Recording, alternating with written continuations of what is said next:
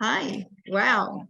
You don't look like you just went through 3 days of craziness. You look I great. know it got easier each day. I think maybe the people on the summit, it's not just the speakers, but the audience this time, it was next level. There was something so profound about how people's hearts were connected and the level of consciousness, the level of, I don't know how to describe it, emotional and spiritual awareness.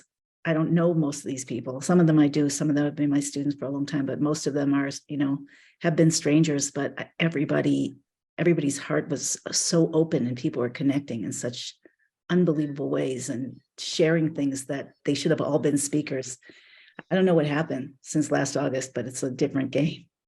Well, your summits have been a build-up to this. You've graduated each year. I mean, it's the world. It's not, I don't think it's my summits that have created, I mean, I'm sure that they've helped, but my point is something seems to be really happening in the world that I'm not just hoping and yearning. I'm really seeing very tangible shifts in people as well as in events. If you look, you can see a lot of breakdown, but you can see a lot of new potential and light arising. You can see prophecies being fulfilled, but then one of the most incredible and soul nurturing things is to see how, okay, not yet everybody, but so many more and more people are really waking up, which means their hearts and souls are opening and they're seeing and connecting in different ways. And that is really the ultimate target. It's the ultimate game board where Geulah has to manifest inside of us, and it's happening. Amazing, amazing. So that kind of answered my question, which was what motivated you to do this. So what has it been, the third or fourth that you've just? This is actually the fifth. A fifth. Geulah Summit. Yeah, I did summits since 2010 rather, but I was interviewing mostly energy healers, thought leaders, authors. I interviewed an Apollo 11 astronaut, Edgar Mitchell. But I would always put some, like they were talking about such amazing things, but I'm like Hasidus, they're missing the main. So I would always bring on a few Hasidus teachers. And after a while, people started saying, can we have more of those? Can you talk? You should be, so it just evolved into this. And to be honest, Rivka Malka inspired me incredibly because I'd kind of taken a back seat for a while and had gotten discouraged and like, how long can you keep pushing? And then I understood what the Torah said, Kinas Sofrim Tarbi Chachma, that it's good to be jealous of somebody competitive for something good. Like I'm like, if she can do it, I'm not going to be left behind. Like after everything I put in, so that inspired. She has to have a lot of credit for that. Yeah, I agree that it really brought back a breath of fresh air to so many of us within Chabad. A lot of us, it's a little bit of that frustration or burnout. Yeah, Chabad was like, what? Like for 3 decades, we've been dancing with the tambourines, and then the tambourines got dusty and we got tired and we were like, let's move on. And she brought it all back. So definitely, credit and brought it to the world, outside of Chabad, and made it something so normal. And now it's like, who doesn't have a tambourine? And there's so many videos of these beautiful women dancing with tambourines and singing, and Tov Miriam. In fact, someone recently, Nachba woman, was invited to, she was attending a Pesach program and her name happened to be Miriam, and the organizer of the program asked her, oh, your name is Miriam, can you please do a tambourine dance for the women? So it's just, and then somebody else said, what are the chances I walk into Target and this woman approaches me with a keychain tambourine and Mashiach Brachas card, like what's going on?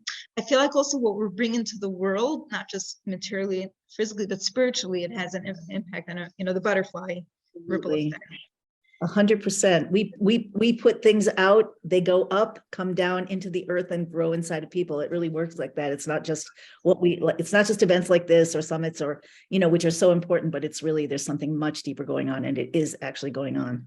Absolutely. And I think one of the things you mentioned with the interview with the Simon was, on the one hand, sometimes we feel like, how can us little people, there are 8 billion people in the world, like how can we possibly impact all of them? But on the other hand, like the koach of just, the story with the Tana that had this huge heavy stone that he wanted to bring to the Beis Hamikdash, and there was no way physically you could have carried it, but he just put out his hand, and then I don't know if it was Malachim or Leon, obviously, came and carried him with the stone along to the base.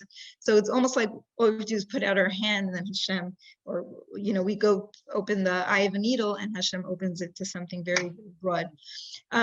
So I was going to ask, how did you get to know all these different speakers and healers? But I think you answered that because you said you started out the summit first seeking out these type of leaders, but more and more you felt that they were capable of integrating Hasidus into the talks. And then at some point you well, I actually brought Hasidus teachers. Like that, I'm not saying that all of them are integrating Hasidus, but I also believe that I've seen sources for this also.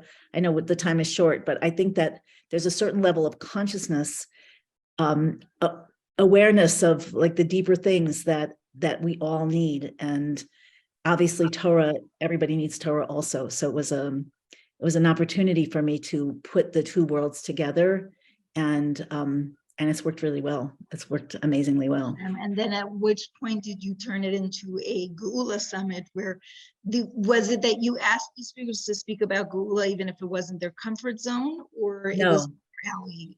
No, after Rivka Malka, I created a summit with only Torah teachers. That was the first one that I'd done like that. And then I think the first two were like that. Then the third one, I decided to pull out my old, to pull out my old Tricks.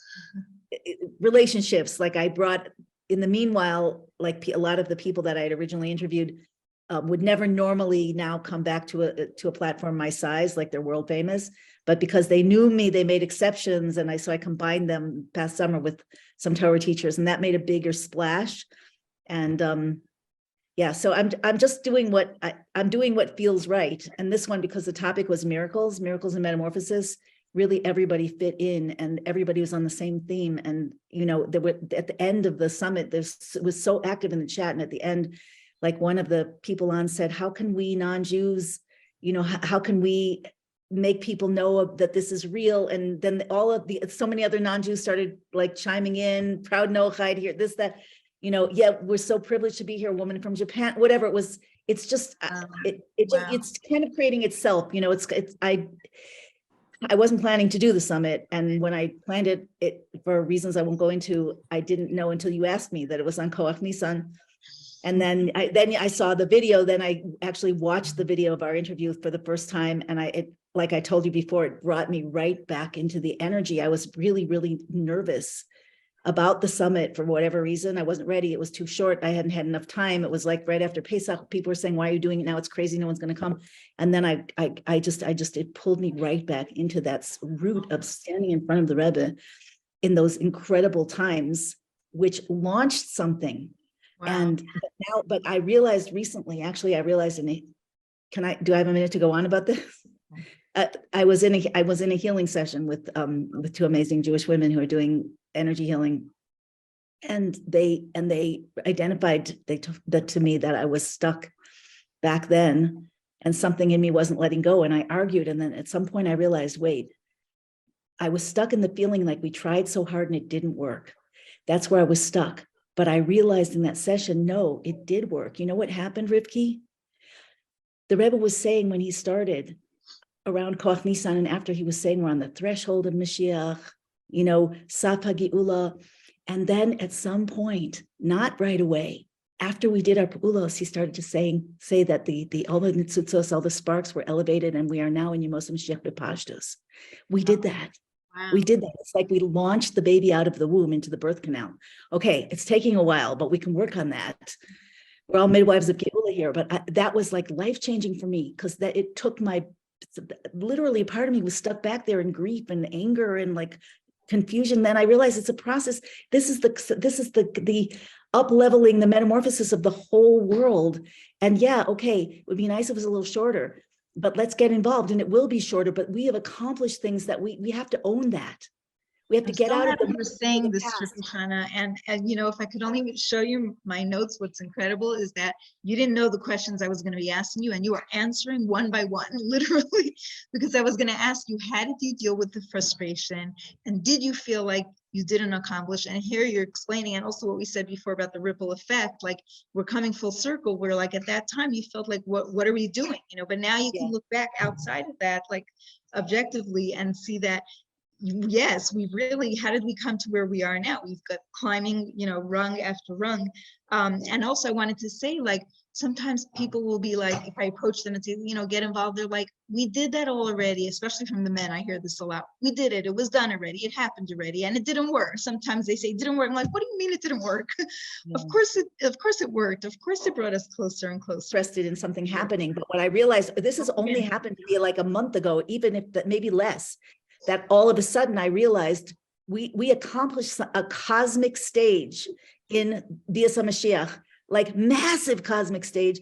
So get out of the past and into the present. And I think that might be one of the reasons why it feels now, especially since Pesach, it feels now like I told Rabbi Wolf, that was the last interview that I did.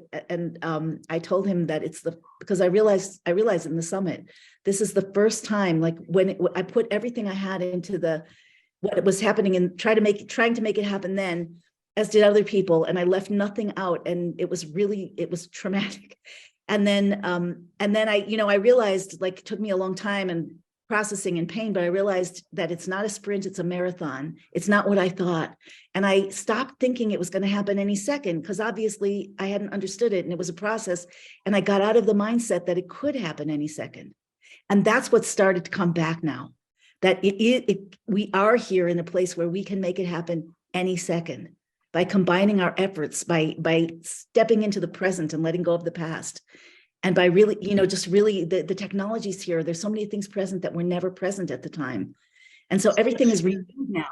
This is Kibbutz Galios. Like, whoever envisioned that on Zoom, you could see someone in Australia for free at the same time, in Japan and Korea, who knows where, all together as one, like Hakel. I mean, this is it.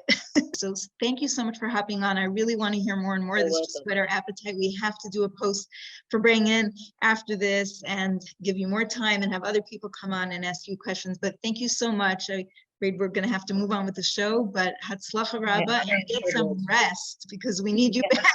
Okay, I will. Okay, bye, everybody. Good Chodesh and a good Shabbos. Thank you. Good Chodesh, good Shabbos. Mashiach now.